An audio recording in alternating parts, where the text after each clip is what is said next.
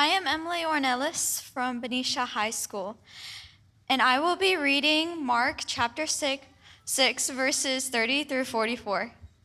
The apostles gathered around Jesus and reported to him all they had done and taught.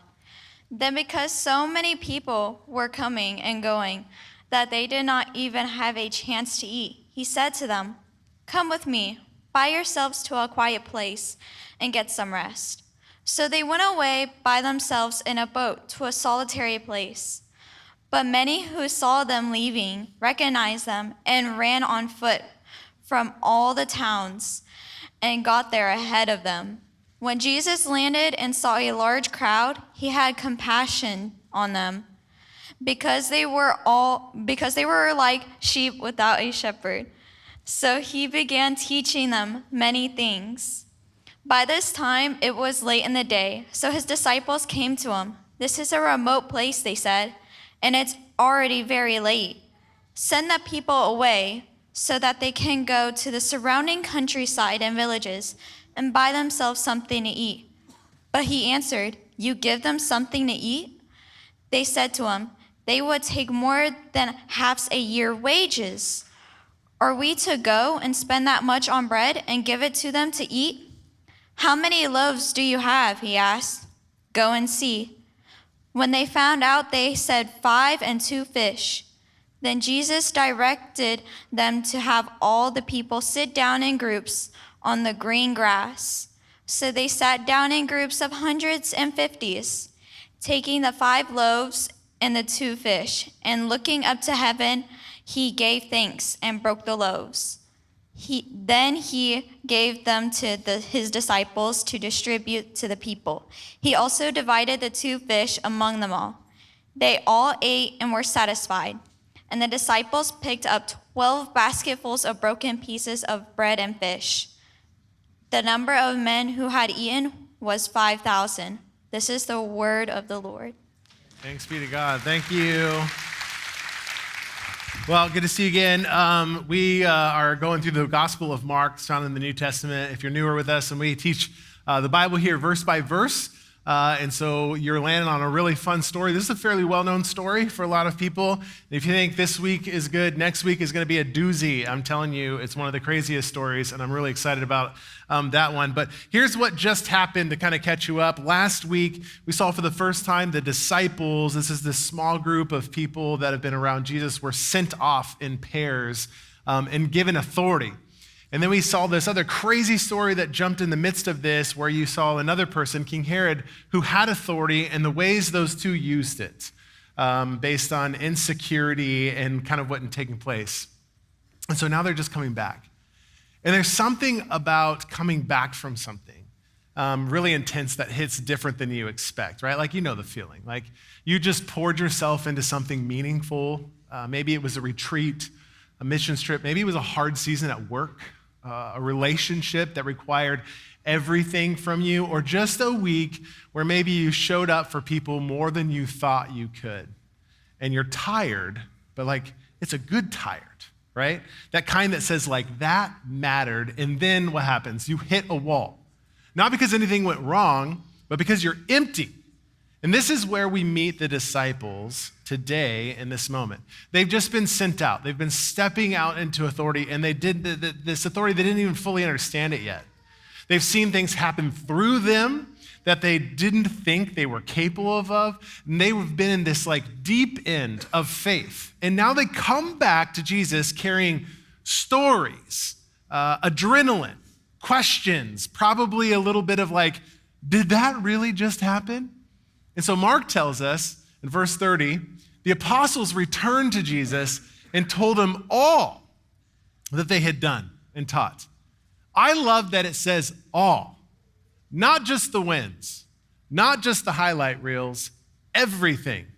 Because if you've ever been there, you know that when you come back from something like that, you don't just want to report. Like, sometimes you just want to process, right?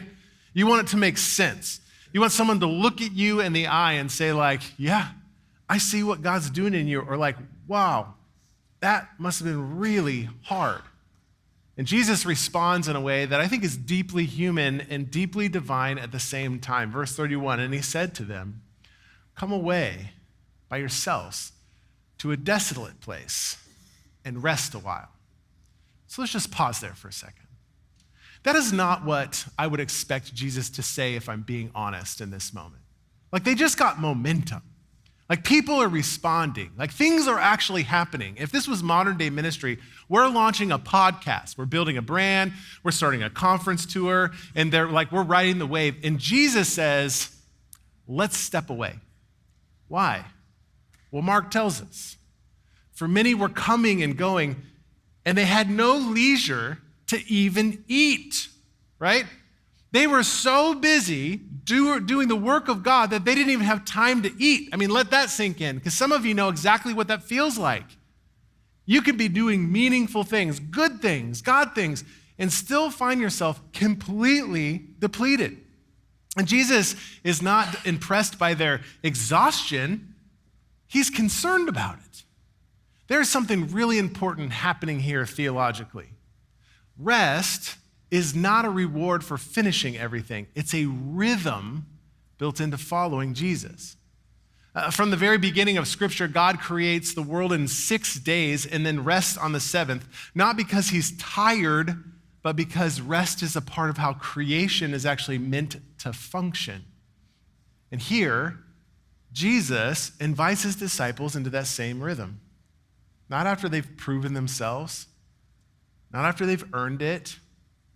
Right in the middle of the movement, he says, come away, rest. I think that hits especially on a day like Mother's Day, because if we're honest, a lot of women in the room, and honestly, a lot of us, regardless of gender, know what it feels like to give and to give and to give and then to give, and then to feel guilty for needing rest. Because like if you stop, everything might actually fall apart. Like if you step away, you're letting people down. And Jesus looks at people who just poured themselves out for others and says, you need rest. It's not optional. It's not weak. It's necessary. And so what do? They go. And they went away in a boat to a desolate place by themselves. I mean, can you imagine this? Some of you guys have had this moment where you're just like, finally, I'm on the boat. I'm going away. A moment of quiet, space, of breathing room. But then Mark says something almost comical if you picture it. Now, many saw them going and recognized them, and they ran there on foot from all of the towns and got there ahead of them. I mean, can you imagine that? You're finally taking a break. You get in the boat and you're like, yes, finally, no notifications, no people, just us and Jesus, quiet time. And as you're pulling up to the shore, the crowd is already there, waiting. Like that's not funny, like it's painfully relatable, right? You try to create space and life just keeps showing up. And here's where we see something about Jesus that we cannot miss. Because if I'm in that boat, I'm thinking, Jesus, this is all of your fault. You said we were resting, now tell them to go away. But that's not what he does. It says when he went to the shore, he saw a great crowd and he had compassion on them because they were like sheep without a shepherd. He sees them and he feels something, compassion. Now, that word in Greek, compassion, right there, is not this surface level emotion. It's like this gut level, deep internal, like something inside of him just moves when he sees them. And why? Because they're like sheep without a shepherd. Now, that phrase is loaded with Old Testament imagery. In the Hebrew scriptures, leaders and kings and prophets and priests were often described as shepherds. And when these leaders failed, the people were described as scattered sheep, where they were vulnerable or directionless, they're just exposed.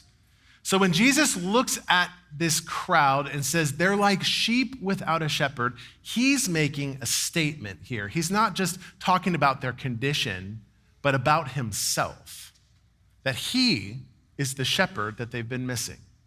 He is the leader who doesn't use people, but he cares for them. He's the one who doesn't exploit, but restores.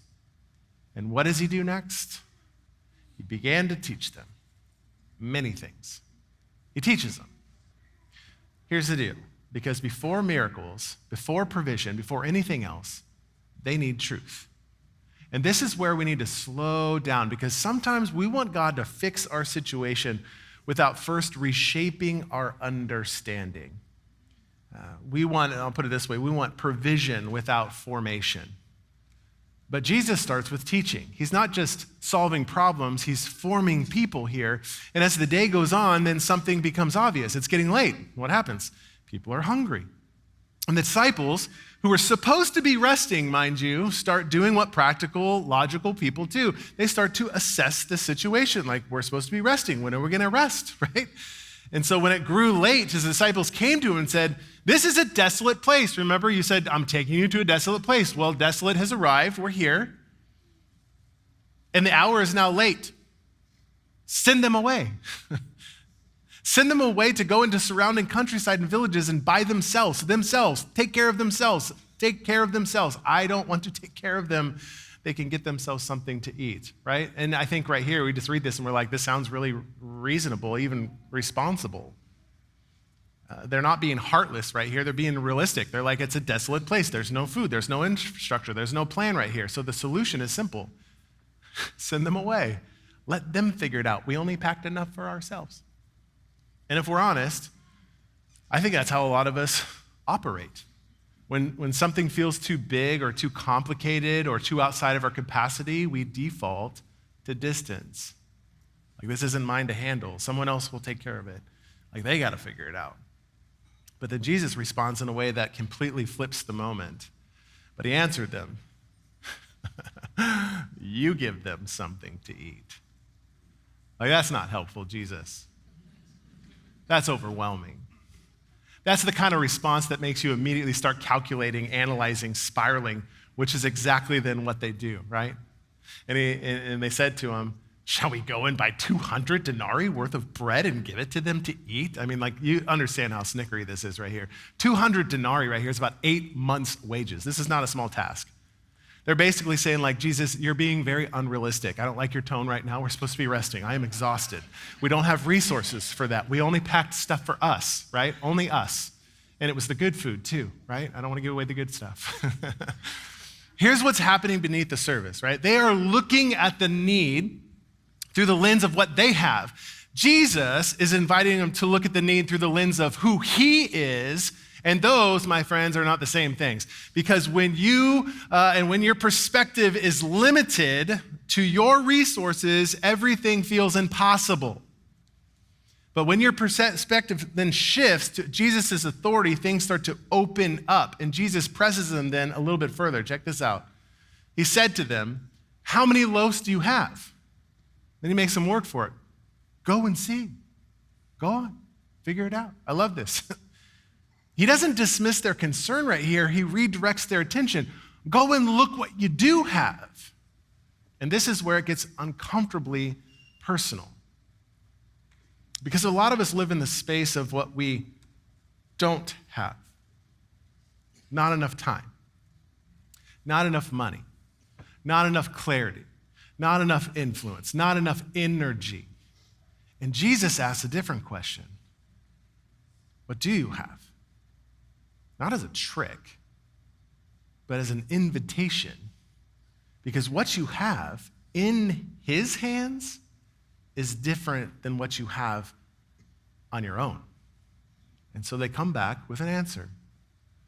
And when they had found out, they said, 5 loaves of bread and 2 fish. That's it.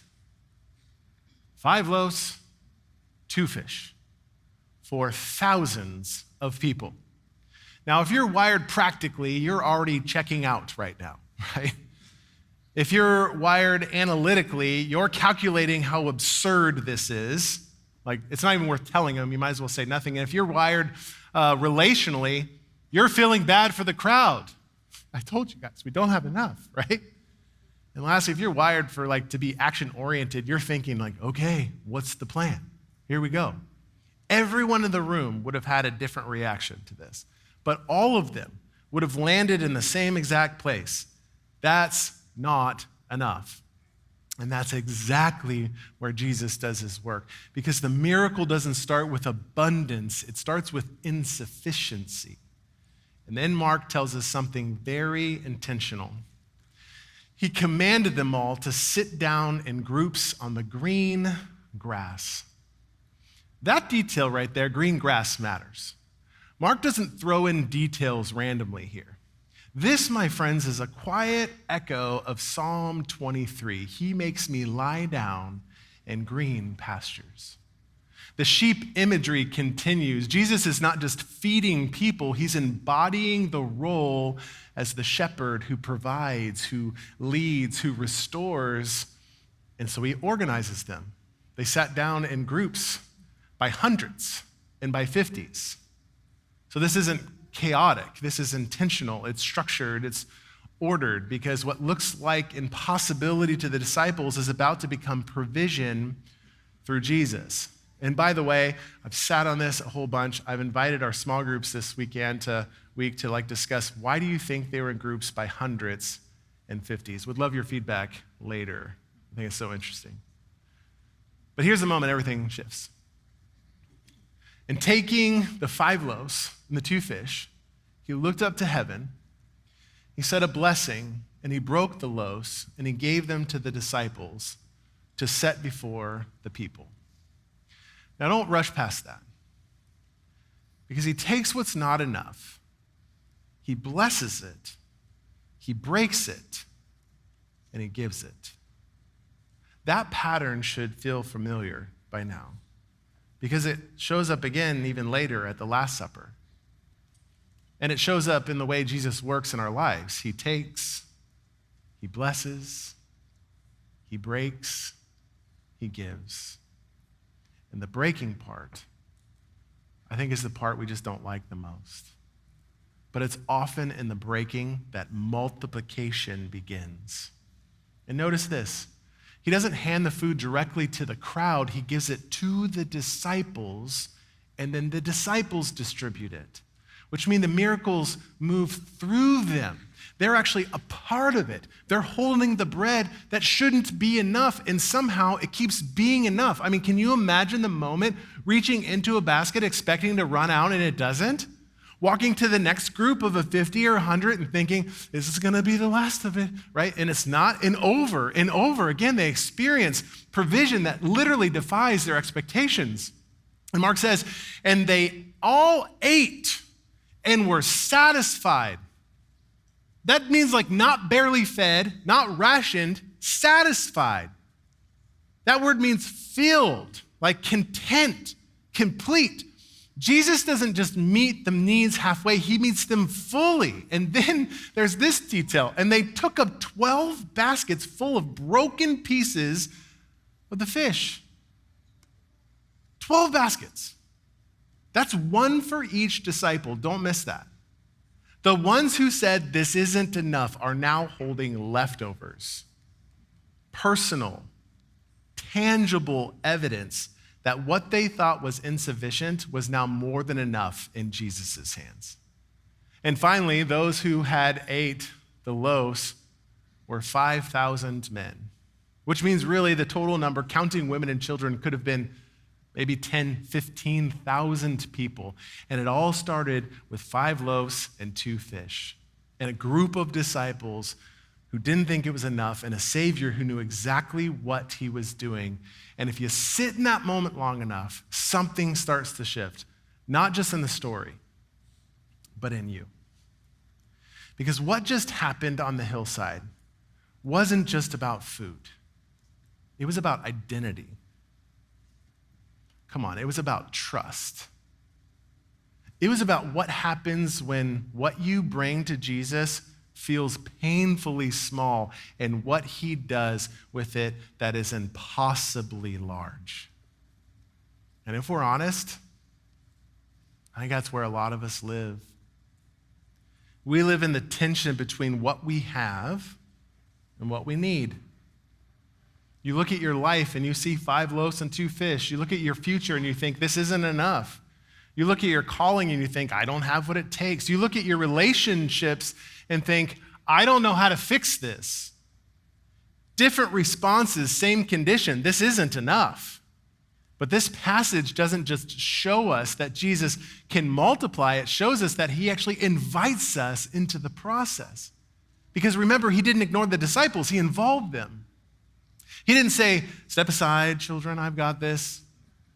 He said, you give them something to eat. Then he asked them, what do you have? And then he used what they brought, which means the miracle didn't bypass them. It moved through them. And that's where I think it lands for us, because a lot of us are just waiting for God to do something while holding back what we already have. We're waiting for clarity before obedience. We're waiting for abundance before generosity. We're waiting to feel ready before we step in. And Jesus is saying, just bring me what you have. Not what you wish you had. Not what someone else has. What you have. Because the miracle doesn't start with what you don't have. It starts with what you're willing to surrender.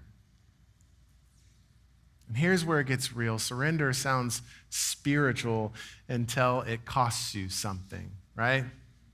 Until it's your time or your comfort, your resources, your control. And suddenly it feels a lot less poetic.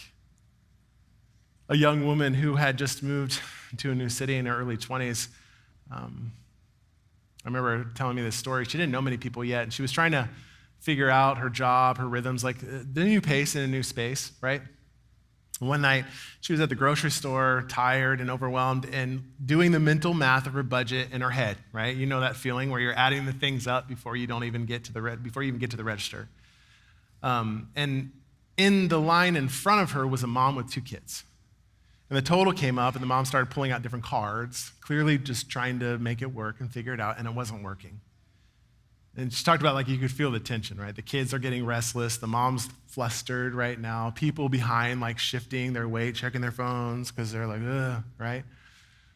And this young woman said, I felt like I didn't have much. I was, like, barely even covering my own expenses, but something in me kept saying, you have enough to help. And everything in her resisted it. You know, this isn't wise. Like, you need that money. What if something comes up later?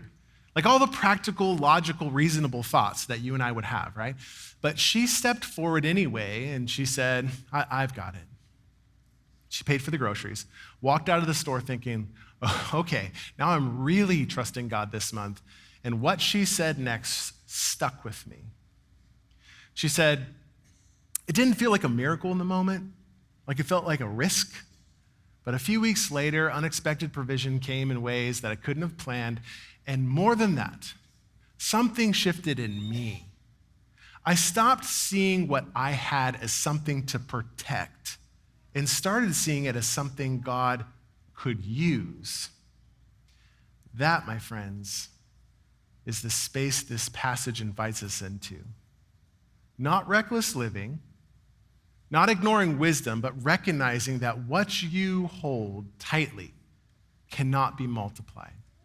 And what you place in Jesus' hand takes on a completely different potential. Now let's go back to the disciples for just a second, because I don't want you to miss how personal this becomes for them. 12 baskets are left over, 1 for each of them, which means when all of this is over, they're each holding a reminder. Not just that Jesus provides, but that their perspective was too small. Their calculation was incomplete, that their not enough was based on a limited view of reality. And if we're honest, we all have those moments in life, moments where we look back and think, like, I didn't think God could move there, right? I didn't think he could do that. I didn't think anybody could come out of that. I didn't think they could survive that kind of decision. I didn't think I had anything to offer, and yet, here we are. Welcome to Northgate, with evidence in our hands. Moments of provision, moments of breakthrough, moments of unexpected grace, and still we struggle to trust him with it the next time. That's why this story matters. Because it's not just about what Jesus did once, It's about how he forms trust over time. Now, let's just zoom out for a second because this moment sits in a really interesting place in the Gospel of Mark. Right before this, we saw the rejection in Nazareth. And right before this, we saw Herod, someone with power and influence and control, make decisions that literally led to destruction. And now we see Jesus in the wilderness with no resources, no system, no backup plan. And instead of control, there's compassion. Instead of manipulation, there's provision. Instead of scarcity, there's abundance. Mark is showing us, friends, two kingdoms. One built on power, image, and control, and the other built on trust and surrender and provision. And the question is not just what happened, it's which one are you living in? Because I'm telling you, you can follow Jesus and still operate out of scarcity. Still operate out of fear, still operate like everything depends on you, and Jesus keeps inviting you into something different. A life where you trust him enough to bring what you have and then let him do what only he can do. Now I want to make one more connection before we land because this story echoes something deeper. In the wilderness, in the Old Testament, God led his people and fed his people over time, and he fed them with manna. This was a daily provision, just enough for the day, not something that they could store up and control. They couldn't keep it for the next day, something they had to trust him for again and again and again. And here, in another desolate place, Jesus feeds thousands, not with manna from heaven, but through his own hands. Because he's not just a provider, he's the source. And later in John's gospel, he makes explicit, I am the bread of life. Which means this miracle isn't just about physical hunger, it's about something deeper. Because you can be full and still be empty. You can have everything you thought you needed and still feel like something is missing. And Jesus steps into that space and says, what you're actually hungry for, come on, is me. For some of you, life feels full but not satisfying. You've got movement and opportunity and relationships, things happening, but there is still this quiet sense of just something off.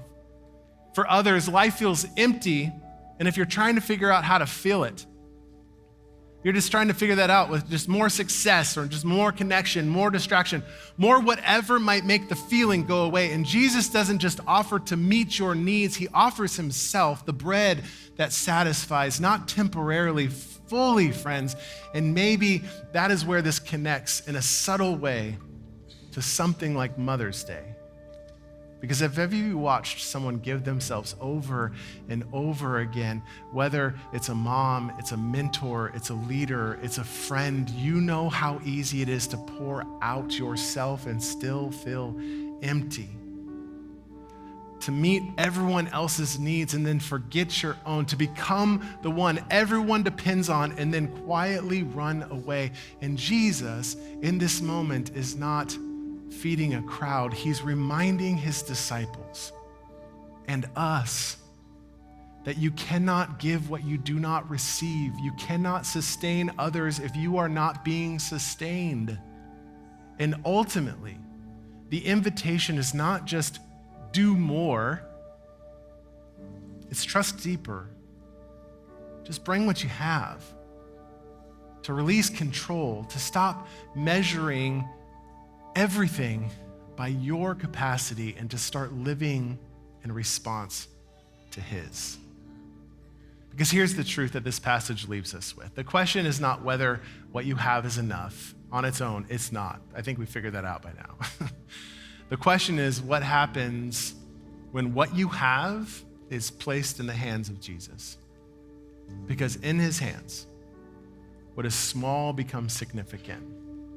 What is limited becomes multiplied. What feels insufficient becomes more than enough, and you may still feel like you're holding 5 loaves and 2 fish, but if you are willing to bring it to him, you might just find yourself like the disciples, standing at the end of the day, holding a basket you didn't expect, filled with evidence that he was more than enough, friends, all along.